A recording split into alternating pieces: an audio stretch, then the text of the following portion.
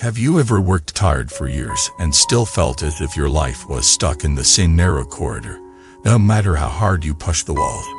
Have you ever wondered why some people seem to rise quickly, meet the right helpers, enter the right doors at the right time, while you feel like you are always starting from zero, always pushing alone, always exhausted and discouraged? Today I want to sit down with you, calmly and honestly, and talk about one simple word that holds a surprisingly deep law of life. This is not a trick, not a shortcut in the childish sense, but a way of aligning yourself with the way reality actually works. If you really understand and live this word, your destiny will not stay the same. That little word is a borrow. First, it sounds almost too simple. Borrow what? Any. I'm that influence. In the teachings behind the text we are expanding, this word contains a full worldview. It is a key that unlocks how the universe operates through interdependence. You did not come into this life alone. You do not live every day only by your own strength. You are borrowing all the time, whether you realize it or not. The difference between a tired struggler and a wise practitioner is not that one borrows and the other does not, but that one borrows blindly while the other borrows consciously, skillfully and gratefully. From the perspective of Buddhist wisdom, nothing exists independently. Everything rises from conditions. You are here because countless causes and conditions have gathered around you like threads woven into a tapestry. You did not manufacture your own body. You borrowed your parents' bodies to appear in this world. You did not invent language. You borrowed it from your culture and teachers so you could think and communicate. You did not grow every grain of rice you have ever eaten. You borrowed the work of farmers, the earth, the sun, the rain.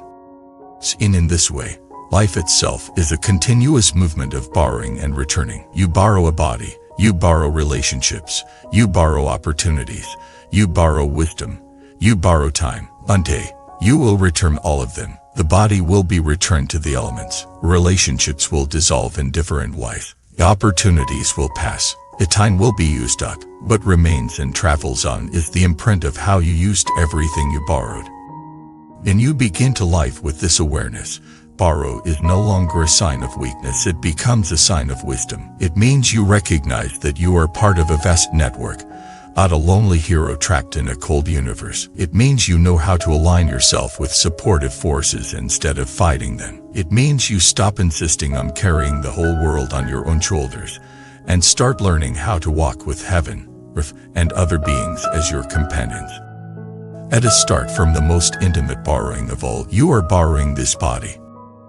Perhaps you have sometimes hated your body. Maybe it does not look the way you wish. Maybe it gets sick easily, or feels too heavy, or ages faster than your mind feels. Maybe you look at the mirror in the morning and sigh, thinking, why was I given this?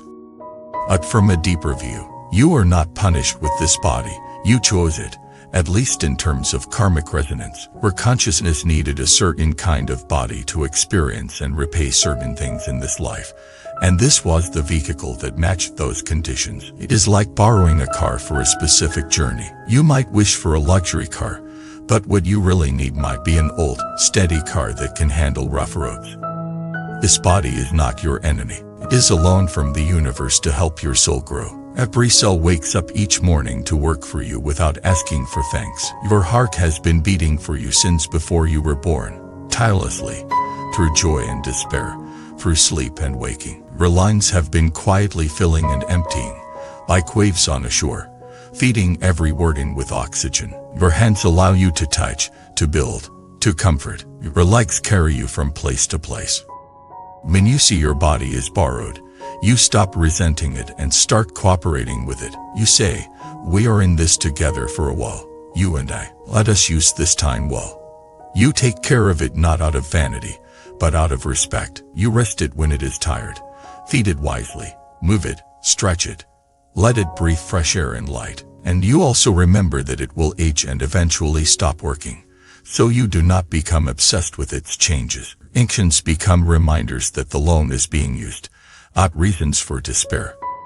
Borrowing the body wisely means using it as a tool for awakening, not as a prison for endless desire. With this body you can listen to teachings, practice meditation, help other beings, create beauty, work honestly, hug those you love. These actions plant seeds in your consciousness that will travel with you long after this body is laid down. Let us talk about borrowing conditions and people. Every person you meet is part of your borrowed conditions. Some are pleasant, some are painful, some stay for decades, some only for a few minutes. But all of them are pieces of your karmic puzzle. Some come to help you, some come to hurt you, some come to wake you up through sweetness, others through shock. If you do not understand how to borrow, you will cling to those who help you and curse those who hurt you. You will think, this person is my safe, or I must never lose them, or this person is my enemy, I must destroy or evade them forever. You will be thrown around by attraction and aversion like a small boat in a storm. But if you understand borrowing, you see each person as a temporary condition, a mirror, a teacher. You borrow their presence to see yourself more clearly. Imagine a colleague who constantly criticizes you in public. Every time they speak, your chest tightens, your face heats up, your thoughts start racing. It feels like they are ruining your life. You fantasize about shouting back or quitting. From an ordinary view, this colleague is simply a toxic person. From the view of borrowing, they are a very intense mirror. They are here to show you your own sensitivity, your own pride, your own fear of judgment. They are forcing hidden wounds to the surface. You do not have to stay near them forever. You can set healthy boundaries. But while they are in your life, you can borrow the situation to see your own inner reactions. Each time you feel that burn of anger, you can look inward and ask, what is this touching in me? Where does this fear come from? And I respond differently this time.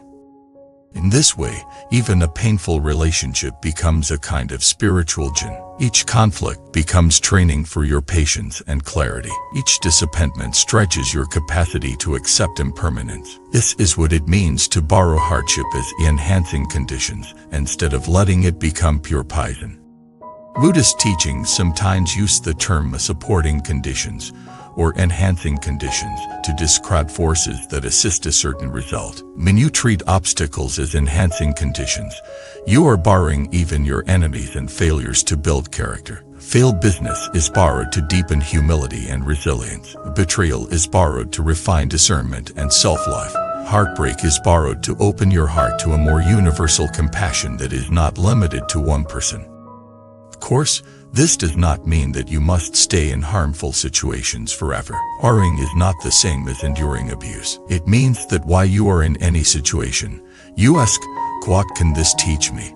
And when it is time to leave, you leave with understanding rather than pure bitterness. Next, consider how we borrow wisdom and power.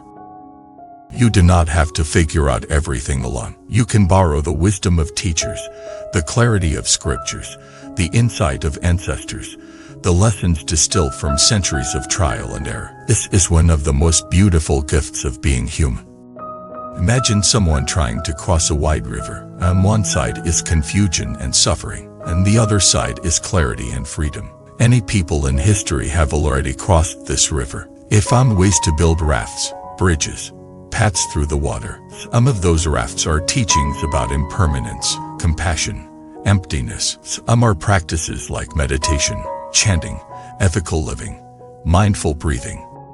If you insist on swimming freestyle by yourself, ignoring all rafts and bridges, you will likely struggle for a long time and possibly drown. You might feel proud of being independent, but pride will not get you to the other shore faster. A wise person does not refuse the raft. They climb on gratefully and use it.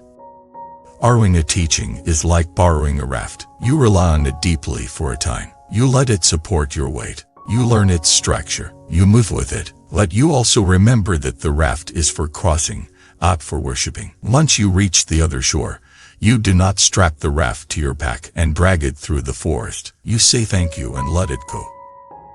Some people become trapped here. They find one method that helps them in a difficult time, and then they cling to it as if it is the only way forever. They judge others who use different methods. They become rigid. They stop growing. They have forgotten that even the most beautiful practice is still something you are borrowing for your journey, not your permanent identity. A skillful practitioner knows how to borrow different teachings at different stages. At one time in your life, You might borrow a practice of reciting a certain scripture because you need comfort and faith. 8.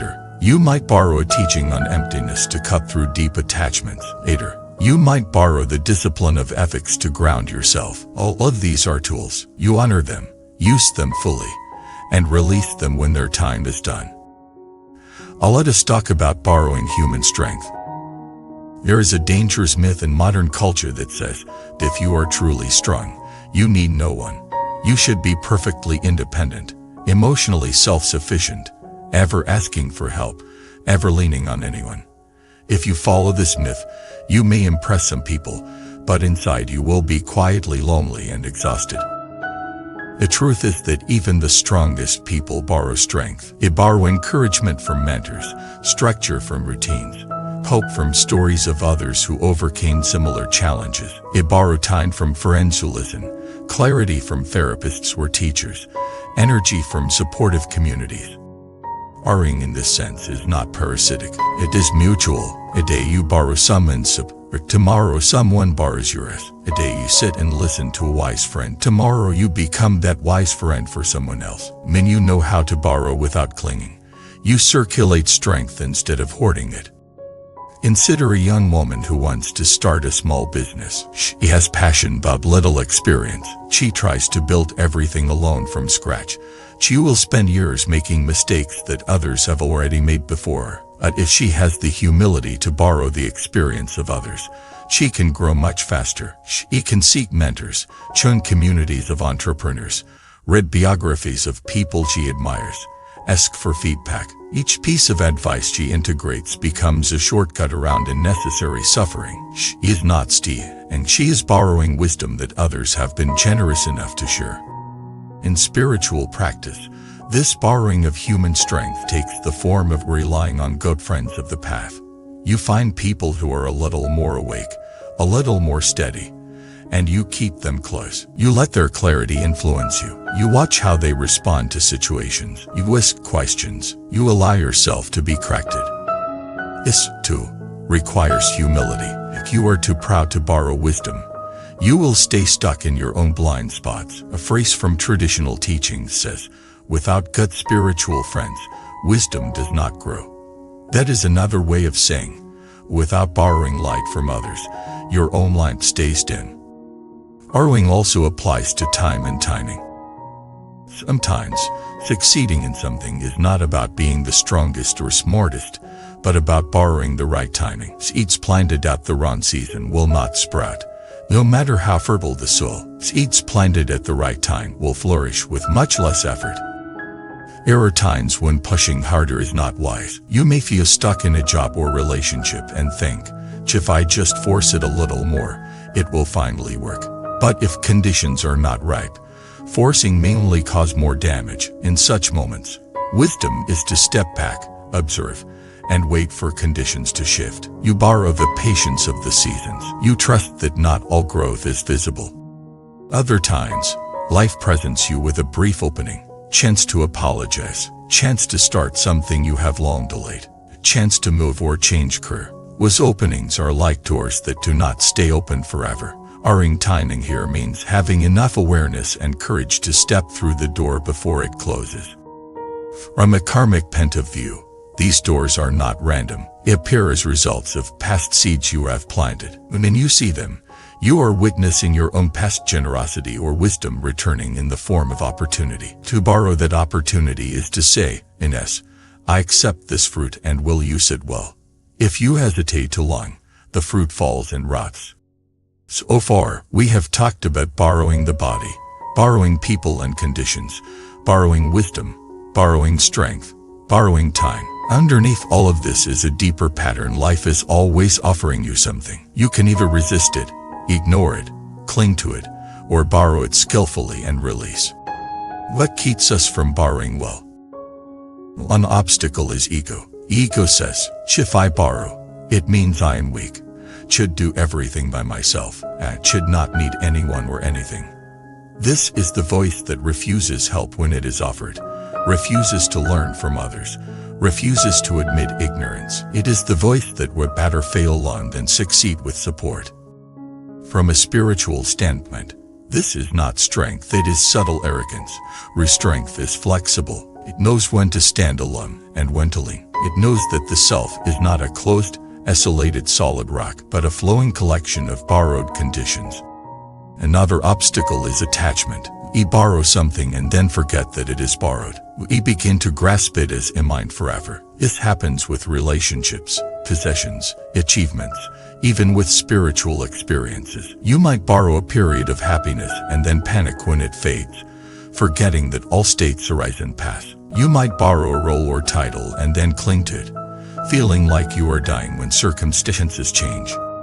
To borrow cleanly means to enjoy and use what comes, but always remember that it is temporary. You can love deeply without pretending that anything will last forever. You can commit fully while knowing that everything in form is changing.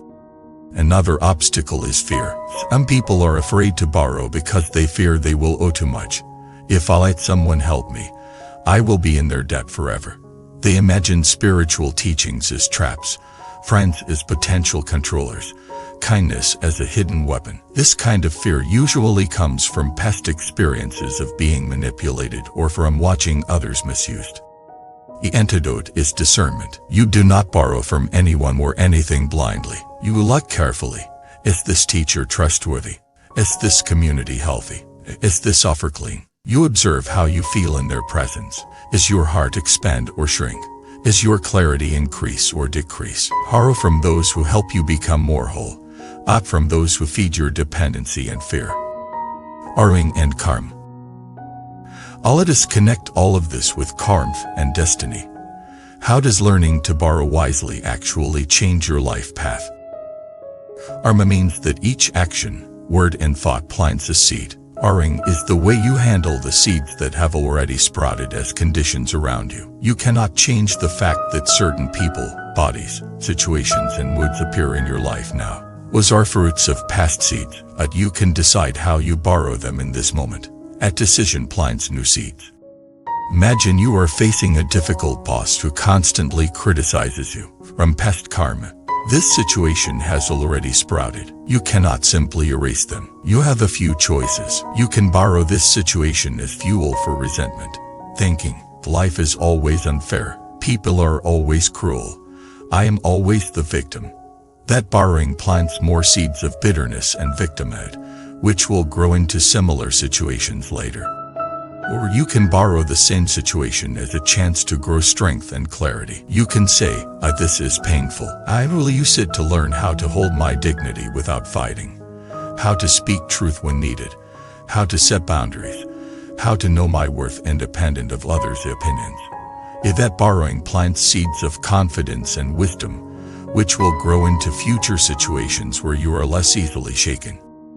The outer condition is the same. The inner borrowing is different. A karmic result is different. In this way, destiny is not a fixed price, and it is a dynamic relationship between the conditions you inherit and the way you borrow them. Two people can be born into the same family, the same poverty, the same trauma. One borrows those conditions as a life sentence of bitterness and helplessness. The other borrows them as training, becomes compassionate and disciplined, and eventually lives very differently. Borrowing is also central to how we accumulate merit, the subtle positive energy that supports good outcomes. When you borrow teachings with gratitude and put them into practice, you generate merit. When you borrow others a help and then pay it forward by helping someone else, you generate merit. When you borrow your body and time to do beneficial things rather than harmful ones, you generate merit. This merit is like invisible credit in the bank of karma. It does not erase old debts immediately, but it gives you more space, more options, more protection as old debts are paid. Borrowing and emptiness.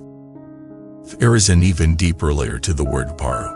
It points to the teaching of emptiness. Chins does not mean nothing, as it means that nothing has a fixed, separate, independent self. Everything exists only through borrowing.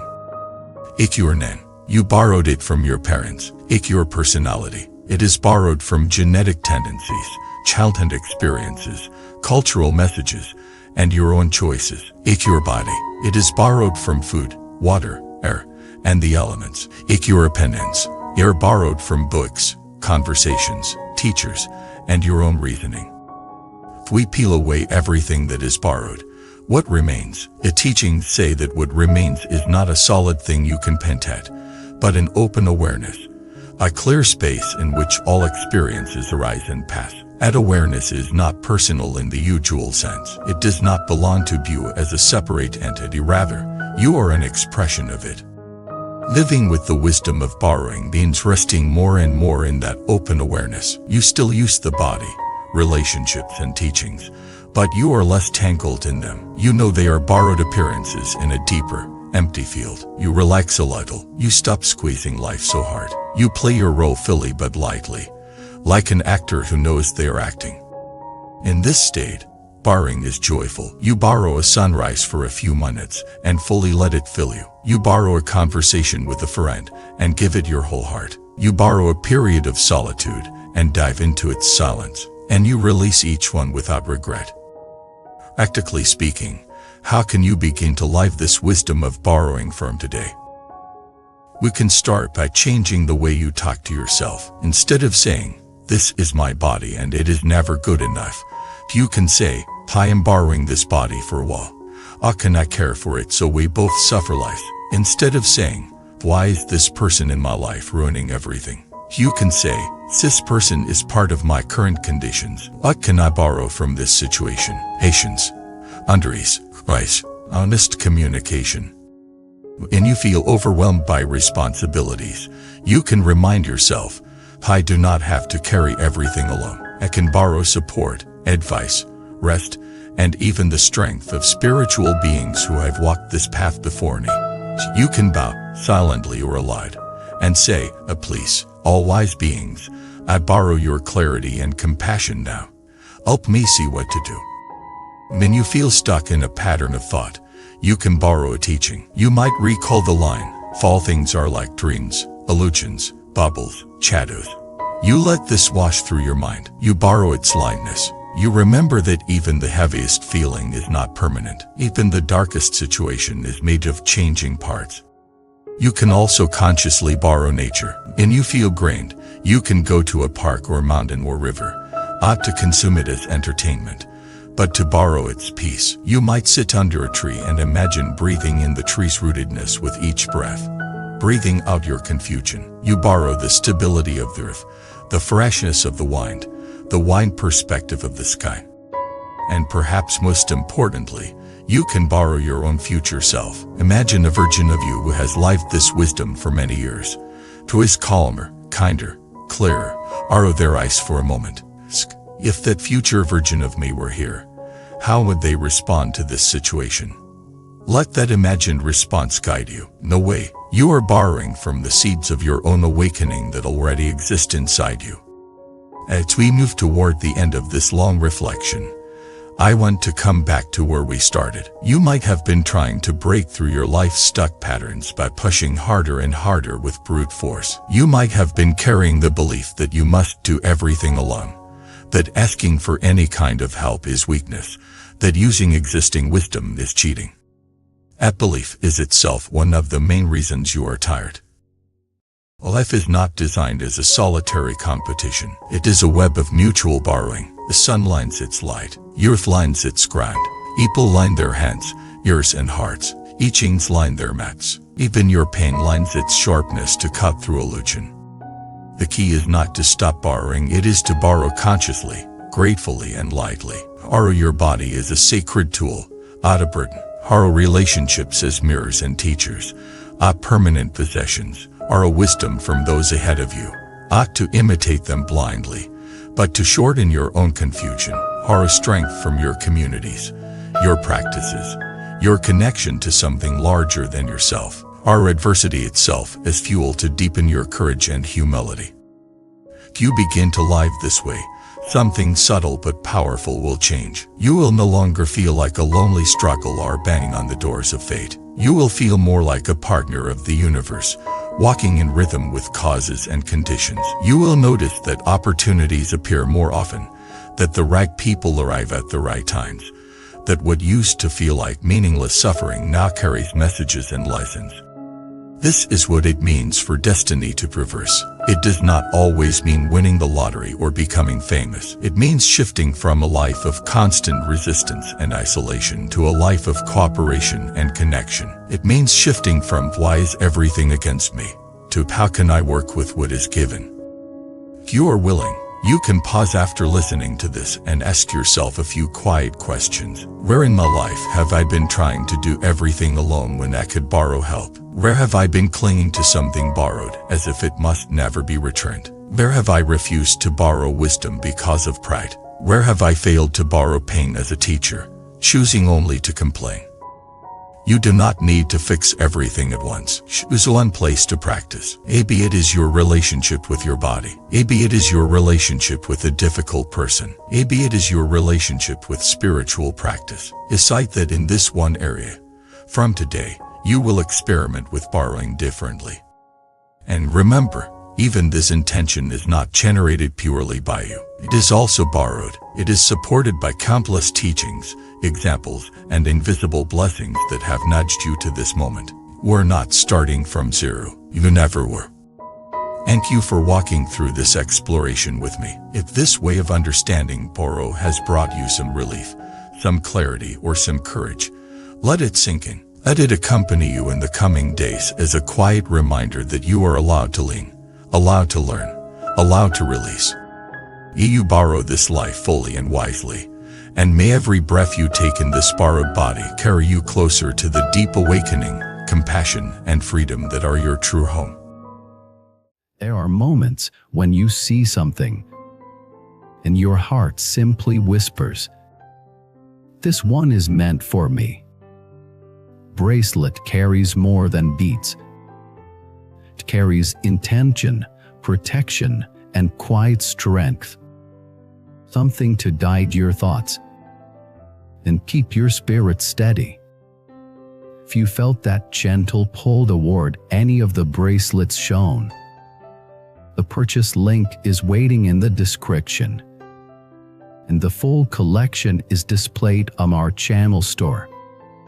Follow your intuition. It rarely leads you wrong.